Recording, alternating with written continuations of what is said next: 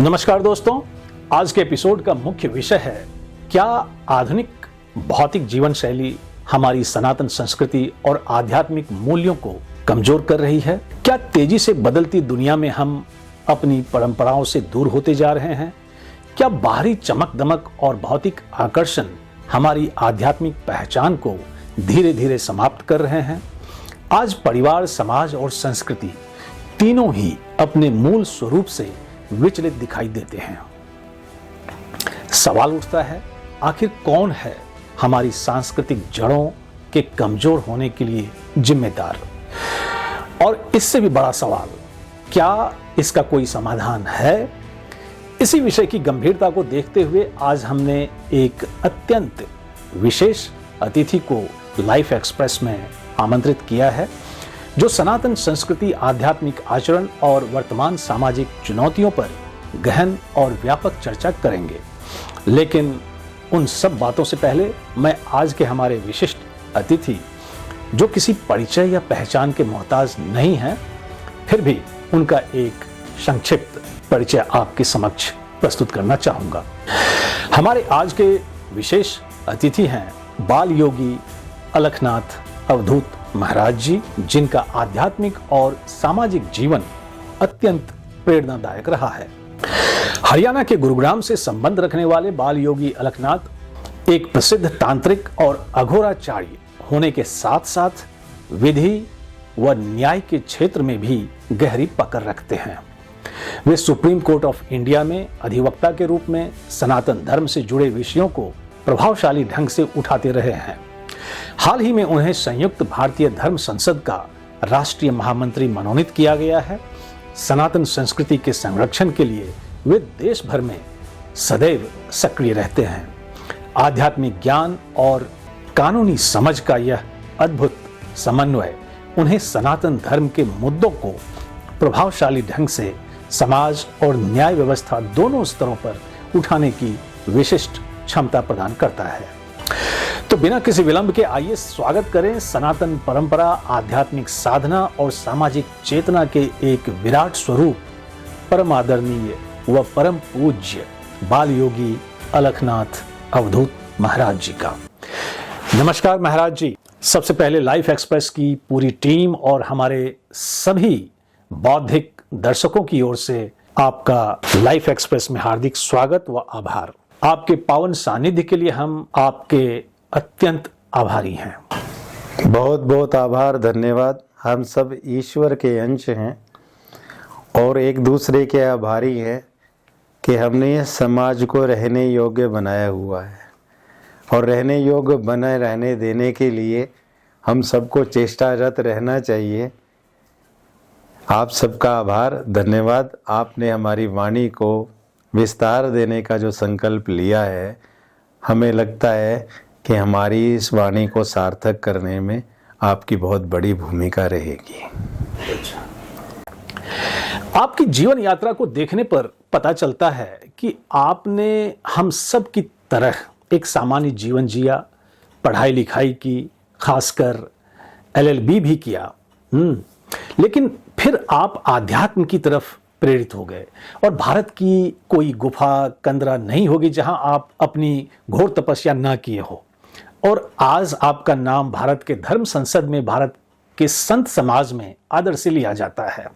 तो आज की चर्चा को शुरू करते हुए सबसे पहले ना सिर्फ मैं बल्कि हमारे सभी दर्शक आपसे जानना चाहेंगे और समझना भी चाहेंगे कि कौन से व्यक्तिगत अनुभव या जीवन के मोड़ आपको आध्यात्मिक मार्ग पर चलने के लिए प्रेरित किया। जी, बहुत सुंदर विषय आपने रखा है।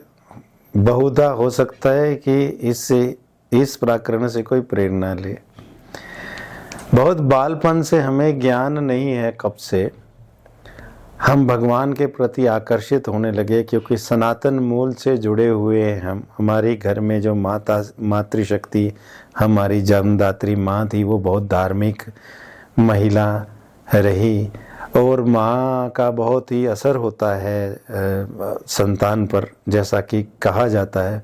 आप सब जानते हैं कि वीर शिरोमणि छत्रपति शिवाजी भी अपनी माँ से प्रेरित थे और अनेकों हमारे जितने भी महान पुरुष हुए उन सब में हमारे भारत की मिट्टी से जन्मी हमारी मातृशक्ति का बहुत बड़ा हाथ रहा है।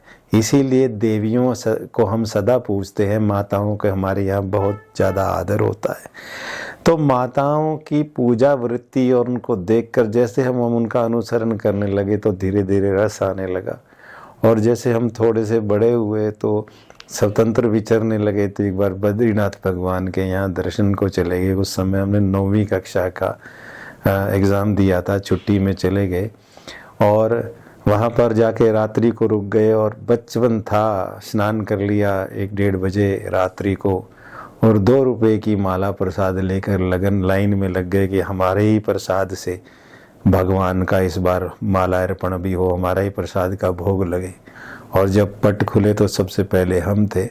और भगवान की ऐसी कृपा हुई, बद्रीनाथ भगवान की, कि हम वहाँ पर 1.5 घंटा रुके रहे और बद्रीनाथ भगवान की आंखों में आंखें हमारी मिली रही और हम बहुत रोम रोम हमारा रो पड़ा। और तब से हमारे जीवन में एक बहुत बड़ा बदलाव आ गया, हमारे अंदर भक्ति समा गई, हमारे अंदर वैराग्य समा गया। उसी बीज को लेकर के हम आगे जैसे चले तो धीरे धीरे पट खुलते गए। जैसे जैसे योग्यताएं बढ़ी, साधनाएं बढ़ी, मार्ग मिलता गया, मार्गदर्शन मिलता गया, गुरु मिले, भक्ति मिली, शक्ति मिली, और आपके समक्ष हमारी सेवाएं हैं। आज के आधुनिक और भौतिकवादी दौर में सनातन संस्कृति का संरक्षण एक बहुत बड़ी चुनौती बनती जा रही है। युवा अपनी परंपराओं से दूर होते जा रहे हैं। ऐसे में आप नई पीढ़ी को सनातन मूल्यों से जोड़ने के लिए क्या व्यावहारिक मार्ग सुझाना चाहेंगे? खासकर एक व्यक्ति अपने दैनिक जीवन में कौन से 3 परिवर्तन तुरंत शुरू कर सकता है? जी, ये भी बहुत प्रश्न जो है उपयोगी प्रश्न है आधुनिक परिवेश में। सबसे पहले तो हम ये जानना चाहते हैं कि जो भी हमारे इस समय के जो धर्म और जिस प्रकार से धर्म की व्याख्याएं की जा रही हैं, क्या उसके प्रति हमारा युवा जो है सचेत है, उसको ग्रहण करने के लिए योग्य है या अयोग्य है। हमारा कहना है कि आधुनिक परिवेश में जिस प्रकार से धर्म परिभाषित आज से युगों पुरातन धर्म है हमारा, जो हमारी संस्कृति है, समय के साथ यदि उसको अपडेट या उसको कंटेम्परेरी कहें या तात्कालिक ना बनाया जाएगा तो निश्चित रूप से उसको छोड़ना ही मजबूरी हो जाएगी।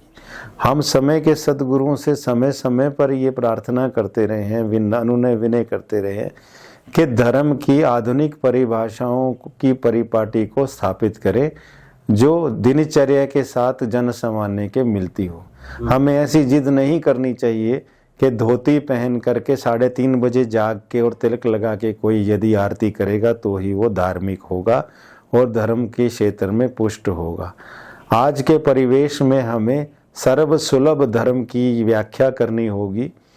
और मेरा मानना है कि धर्म का अर्थ है कि बौद्धिक शक्ति, आध्यात्मिक शक्ति, इकोनॉमिक यानी कि पैसे की शक्ति, पैसा अर्जन करने की, धन कमाने की शक्ति, और स्वयं को बनाए रखने, निरोगी काया को, और आत्मरक्षा की शक्ति। इस प्रकार की शक्ति के प्रादुर्भाव के सेल्फ डिसिप्लिन का नाम धर्म कहा गया था।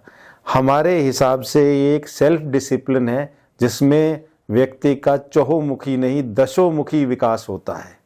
और यदि हम शक्ति का प्रादुर्भाव और संचय नहीं कर पाते तो निश्चित हमें भयभीत होकर जीना पड़ेगा, अभावग्रस्त होकर जीना पड़ेगा। तो ये किन प्रकारेण हम हर प्रकार की शक्ति, मेधा को और अपने ज्ञान को, अपने धन को, अपने मान को, अपनी संस्कृति को, अपने देश को, अपने बहन भाइयों को, अपने धर्म को संरक्षित करते किस प्रकार करेंगे, किस प्रकार चेष्टा पूर्वक उससे जुड़े रहेंगे, उसके लिए सबसे प्रथम कार्य ये है कि हम अपने मूलों को ना छोड़ें। जो जड़ से उखड़ जाता है पौधा उसमें कभी फूल भी नहीं आते और पत्ते जो होते हैं वो भी मुरझा जाते हैं। We will have to go to our roots down there. हमें अपनी परिवारों के साथ जुड़ना होगा। हमारे अपने पुराने स्क्रिप्चर्स, हमारे जो श्रुति स्मृति है, हमारे गुरुओं द्वारा कही गई है, हमारे परिवार की परिपाटियां हैं, उनका हमें अनुसरण करना होगा, अपने माता पिता के साथ जुड़ना होगा, अपने दादा दादी नाना नानी के साथ जुड़ना होगा, कुटुंबियों के साथ जुड़ना होगा, ताकि हमारे यहाँ लव जिहाद जैसी बीमारियां ना फैलें, ताकि हम मूल रूप से उस परिवार को जानते हों सामाजिक तौर पर कि वहाँ पर कौन सा बच्चा जो है वो भ्रष्ट आचरण कर रहा है, उसके दादा कौन थे, उसके नाना कौन थे, पूरा का पूरा। जब हम जानवर लेने जाते हैं, कोई एक पशु है पट लेने जाते हैं, तो हम उसकी पेडिग्री रिकॉर्ड देखते हैं जाके कि इसका दादा कौन था, इसका जेनेटिक इन्फॉर्मेशन क्या है। तो विभिन्न प्रकार का प्रकरण हो गया है कि बिना जाने लोग शादियां कर रहे हैं, बिना जाने लोग लिव इन रिलेशनशिप में रह रहे हैं, उसके बाद कुकृत्य हो रहे हैं। हम चाहते हैं कि बच्चों को ये समझ में आए कि हम किन के वंशज हैं। हम महर्षि कनाद के वंशज हैं, हम महर्षि भरद्वाज के वंशज हैं। कनाद वो महाराज थे जिन्होंने महर्षि थे जिन्होंने एटॉमिक एनर्जी पे रिसर्च करके हमें दिया। भारद्वाज ऋषि ने हमें प्लेन की टेक्नोलॉजी दी, और अन्य अन्य बहुत सारे सुश्रुत हुए हमारे यहाँ जिन्होंने उस समय ब्रेन सर्जरीज तक की हैं। उनकी सुश्रुत संहिता है, मेडिकल साइंस उनको एक देवता के रूप में पूजती है, और विदेशों में भी उनका बहुत सम्मान है। तो हम ये भूल चुके हैं कि हम कौन हैं और हमारी पूरी पुरानी संस्कृति क्या है, और हमारा सेल्फ डिसिप्लिन जिसको कि धर्म कहा जाता था वो क्या है। हमें येन केन प्रकारेण उसका कुछ संपट अपने जीवन में लाना होगा। कहीं योगा लाना होगा, जिस समय मिले उस समय हम शारीरिक योगा करें और मेडिटेशन करें। हमारी बौद्धिक क्षमताएं, हम डिप्रेशन में ना चले जाएं, हम स्ट्रेस में ना चले जाएं। हमारे हार्मोन्स तभी बैलेंस रहेंगे जब हम शांति से मेडिटेशन करेंगे, थोड़ी फिजिकल एक्सरसाइज करेंगे, ना खाने की चीज़ें ना खाएंगे, और एक दूसरे को सम्मान देंगे, ताकि हमारी सोसाइटी और हमारा जो भी सारा प्राकरण है, ये देश है, हमारा परिवार है, वो सब जुड़े रहे एक दूसरे से और एक दूसरे के काम आए। समत्व में ही सब कुछ होगा, और समत्व में ही सत्यमेव जयते होगा। बहुत अच्छा सुझाव आपने दिया, जिस पे अमल करने की आज आवश्यकता है। लेकिन मेरी एक छोटी सी चिंता है यहाँ पे, कुछ आध्यात्मिक गुरुओं को लेकर। चिंता ये है कि कई बार हम सही गुरु का चयन करने में भ्रमित हो जाते हैं या धोखा खा जाते हैं। कहने का तात्पर्य ये है कि ऐसे गुरुओं की कथनी और करनी में सामंजस्य नहीं होता। उनके उपदेश बड़े अच्छे लगते हैं सुनने में, लेकिन उनकी जीवन शैली बड़ी भयावह होती है। तो यहाँ आपको नहीं लगता कि हमारे आध्यात्मिक गुरुओं को या धर्माचार्यों को आत्मचिंतन या आत्ममंथन की आवश्यकता है, या हम ये मान लें कि गुरु का मार्गदर्शन आध्यात्मिक प्रगति के लिए आवश्यक नहीं है और व्यक्ति स्वयं भी इस मार्ग पर आगे बढ़ सकता है? कुछ कहेंगे इसको लेकर आप? जी, बहुत सुंदर बात की कि आजकल जो गुरु नामक शब्द है उसकी कोई भी प्रशंसनीय स्थिति नहीं दिखी जा रही समाज में। उसके बहुत सारे कारण हैं। कारण ये कि हमारा अध्यात्म जो है वो मूलतः वैराग्य को जन्म देता है। हमारा भारतीय अध्यात्म का जो ध्येय है, जो उसका उत्कर्ष है, वो शून्यता की तरफ ले जाता है व्यक्तित्व को। तो जो भी सिद्ध गुरु हुए उन्होंने विसर्जन किया सब कुछ, और बाद में स्वयं को भी विसर्जित कर दिया।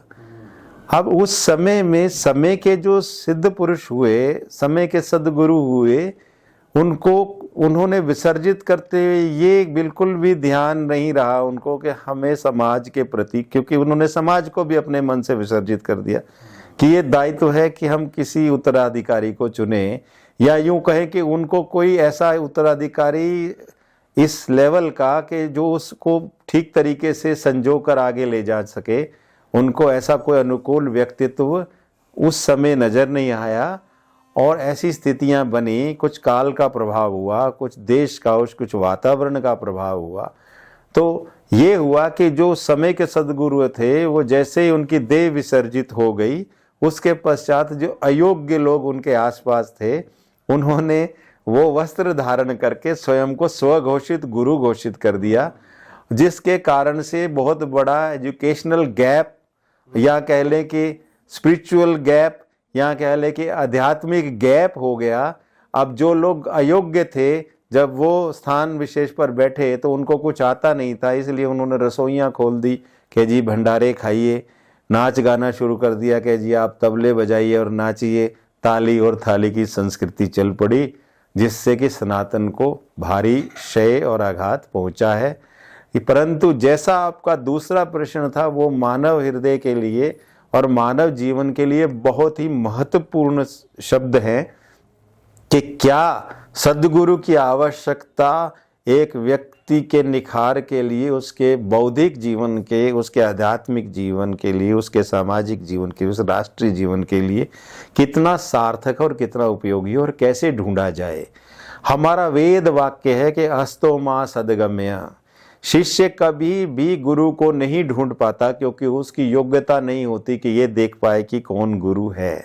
बहुधा गुरु ही किसी में कुछ लक्षण पाता है तो उसको शिष्य बनाकर उसको आगे बढ़ाता है। जिस प्रकार एक संग तराश या कह ले स्कल्पचर या मूर्तिकार एक पत्थर को चिन्हित करता है कि उसमें से वो एक सुंदर मूर्ति बना सकता है, इसी प्रकार पूर्व के संस्कारों से और किसी के बहुत पुण्यों का उदय हो जाए तो किसी व्यक्ति को कोई सद्गुरु उस समय के मिल जाते हैं जो उसको तराशते हैं और भगवान के रूप में उसको समाज में पथ प्रदर्शन करने के लिए आगे भेजते हैं। परंतु जब तक आप सद्गुरु या किसी ऐसे गुरु के सानिध्य में नहीं आते हैं, तब तक हमारे जो मूल मंत्र, हमारे घरों की जो प्रथाएं हैं, हमारे पारिवारिक जो पूजाएं हैं, उनको करें और कारुण्य हृदय से भगवान को पुकार करे, जैसे भगत ध्रुव ने की थी, जैसे प्रहलाद ने की थी।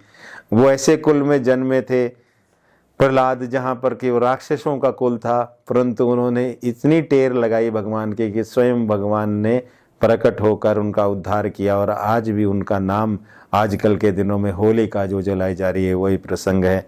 खंबे से भगवान प्रकट हुए। इस बात पे निश्चित है कि यदि कोई किसी की पुकार सच्ची होगी, मन से होगी, शक्ति से होगी, तन मन से होगी, तो भगवान अवश्य प्रकट होते हैं। ऐसे ही गुरु भी मिल जाते हैं यदि किसी की उत्कंठता इतनी तीव्र हो, प्यास हो, पिपासा हो, समर्पण हो, भक्ति हो, तो निश्चित मिलेंगे, ऐसा विश्वास रखना चाहिए। आपको जितना सुनूं उतना ही और सुनने का मन करता है, लेकिन समय की थोड़ी मर्यादा है और उस मर्यादा को देखते हुए हम आज के अंतिम प्रश्न की ओर बढ़ेंगे, जिसमें हम आपसे जानना चाहेंगे कि आपके अनुसार मानव जीवन का वास्तविक उद्देश्य क्या है, और साथ ही हम आपका शांति संदेश भी लेना चाहेंगे और समझना भी चाहेंगे कि कब और कैसे हम आंतरिक शांति, परिवार में शांति, समाज में शांति या पूरे विश्व में शांति देख पाएंगे। जी, बहुत सुंदर विषय, एक से एक प्रश्न उपयोगी आप पूछ रहे हैं। आपने कहा कि मानव जीवन का उद्देश्य क्या है। हमारे यहाँ जो हमारी भारतीय संस्कृति वो कहती है कि हमें चारों पुरुषार्थ पूरे करने हैं, धर्म, अर्थ, काम और मोक्ष।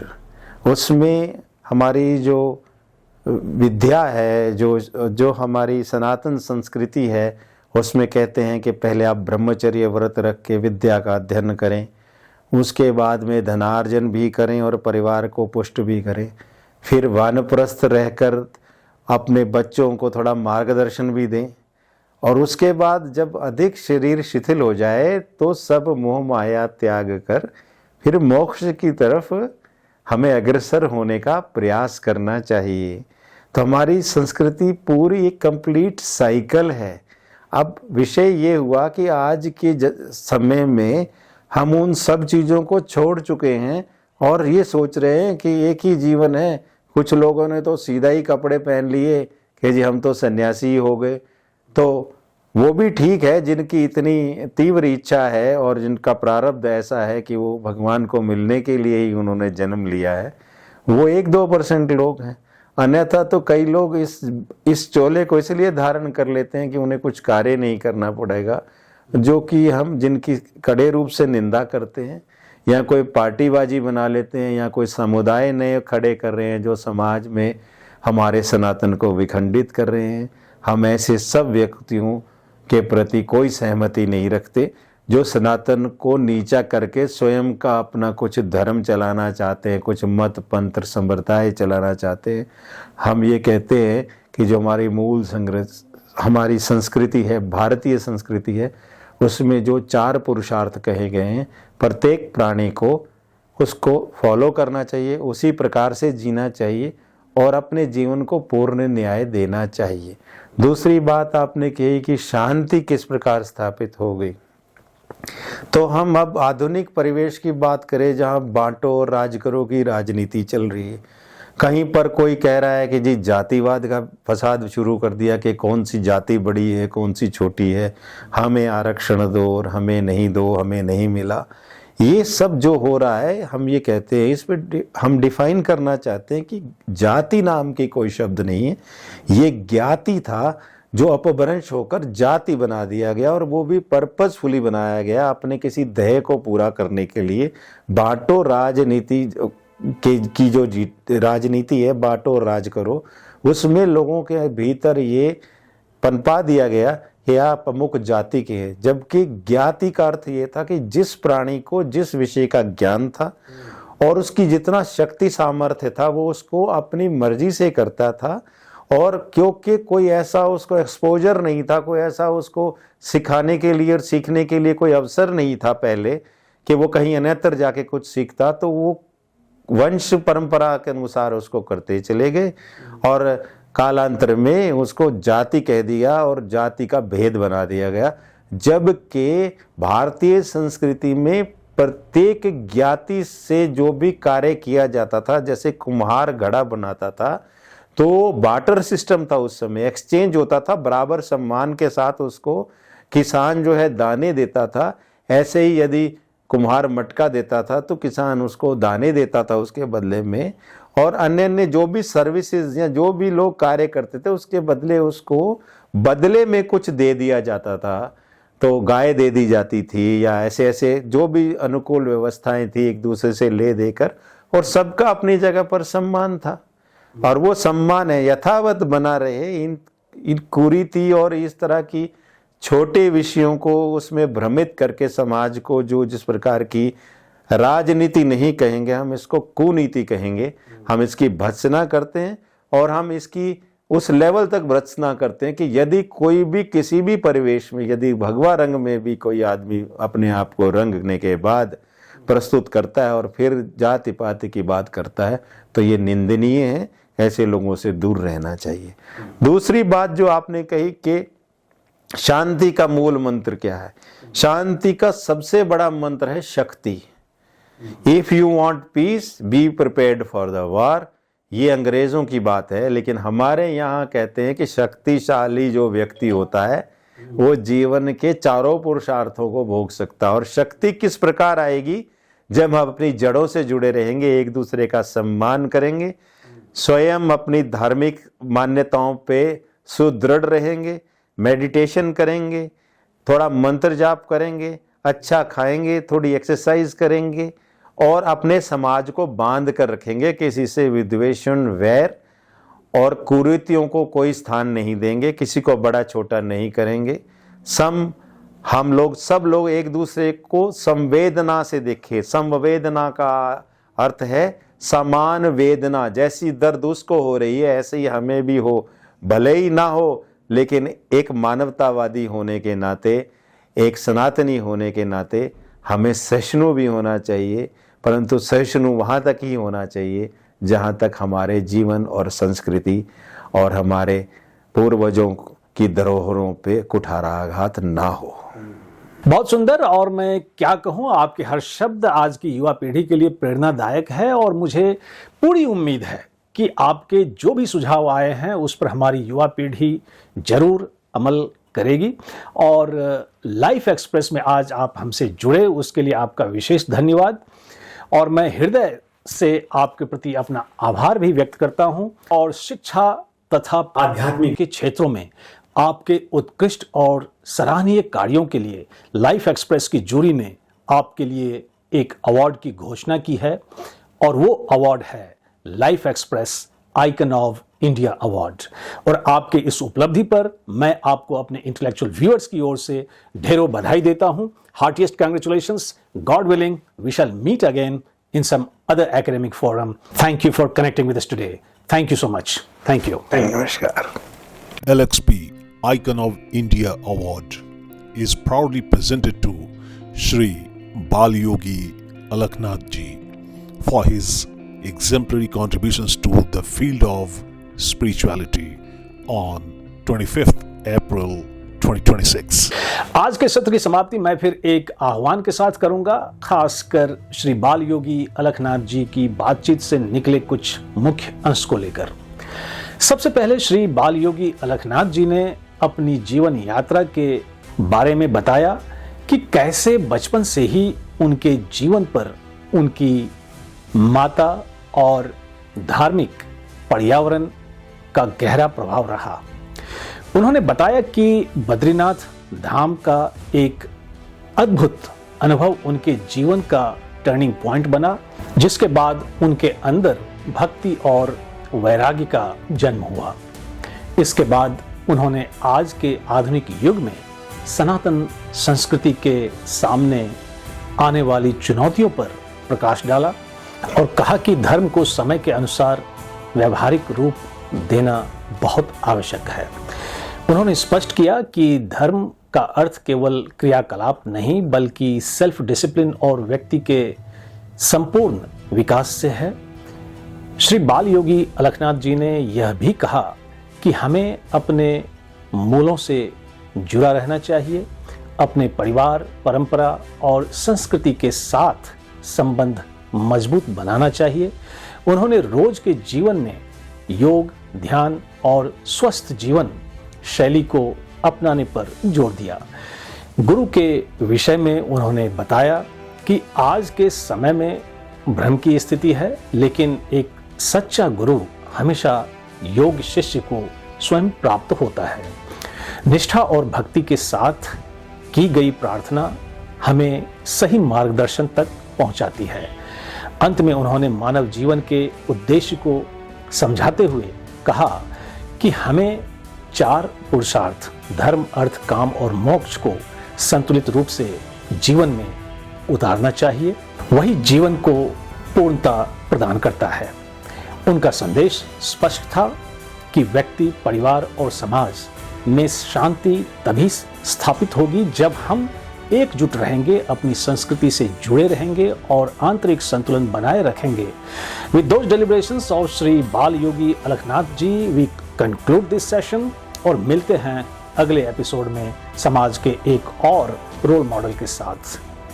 Till then enjoy your time meaningfully, और हाँ, अपना और अपनों का भी ख्याल रखें। जय हिंद।